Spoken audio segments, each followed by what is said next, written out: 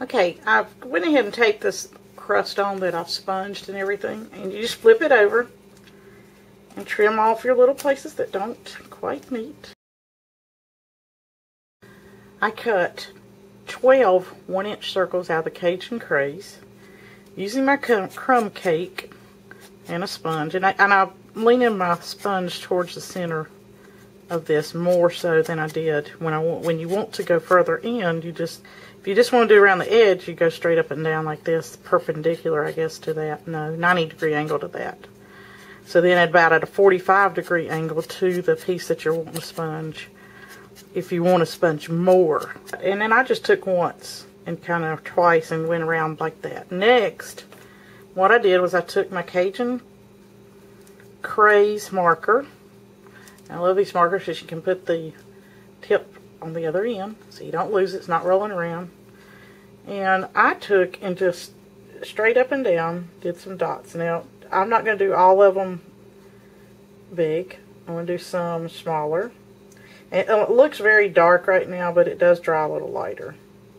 Make sure you put some around the outside edges because, you know, like anything else, you want it to look like it really was there.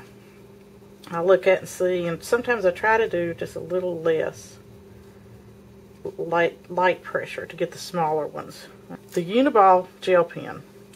I love this thing. Sometimes when it doesn't start, I just kind of scribble on a piece of paper, scrap, and then just come in here and start adding dots. Same thing with this. If you want to, I like the smaller dots on mine, but you know, if you want a bigger, larger dot. Okay, and I'm going to go, like I said, go around the edges too, because we're going to make that look a little better here in a minute. Now that's going to take a second to dry, so while we're waiting, I'm going to show you how I put this together. You just tape this down, and then you put this on top, and you'll cut it out. And when I say cut it out, I mean it takes a few minutes to get this piece lined up where you need it to go, and then you'll flip it over. There we go. I think that's good enough. Trimmed it, and you'll see this is the round part at the top, so you don't see that fold now from the front. Next, I'm going to do the shredded cheese that's on top here. I'll show you how to do that.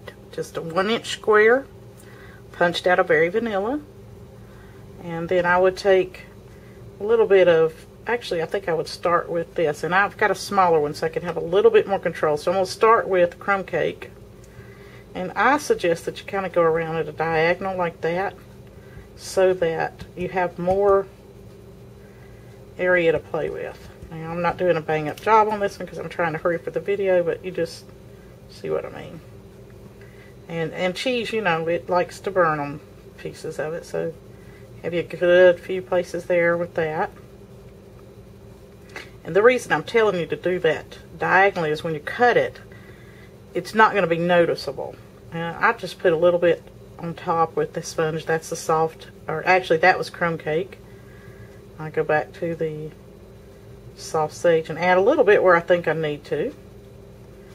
Okay, next I'm going just to make small clips, strips, with the, to make it look the way it looks here. As I crumpled it up in between my fingers like that. Now I'm going to take and put some glue on the back here. This is our two-way glue. I have to do that in front of you, so let me do that again. I'm just going to take it and make it look like it's, you know, cheese shriveled up. And I don't know if you can see that or not. I'll bring it up slowly and see if it'll focus. But yes, if you can tell, that's got a little dimension to it. I'm going to show you a few things that I thought you could do. Like black olives, you could punch little black circles. Obviously you can't make those, can't shade those too much. I mean, you might put a little white on them. But I'm going to do green peppers, bell peppers. And what you do is you punch a small oval punch out first, out of your cardstock. And then you punch, line up your punch around this small one and punch again. So what happens is you've got this part that falls out, you got the small one, then you end up with this little ring, an oval ring. And to make the little pieces, it's real simple. Just put you some cut some little pieces off, and I think they turned out pretty cute like that. Now you could sponge these if you want to do a realistic card, or just leave them as is. And then sprinkle those around. So I can get a hold of these. And I'll just sprinkle them around, glue them down, so you can see what I'm doing. And then this is onions. And I don't know if the camera's going to pick these up. I did these out of cardstock weight vellum. It's a cardstock weight.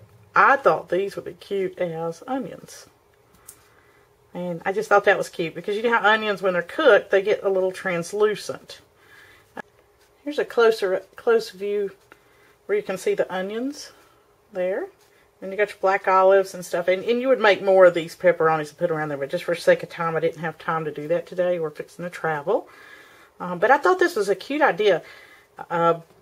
There's so many things you could do with the slice sentiment, or just putting a pizza gift card in here for a pizza lover, for a pizza, or birthday party invitation. Like I said before, really cute ideas. So I hope you've enjoyed this and learned something, and have a great day.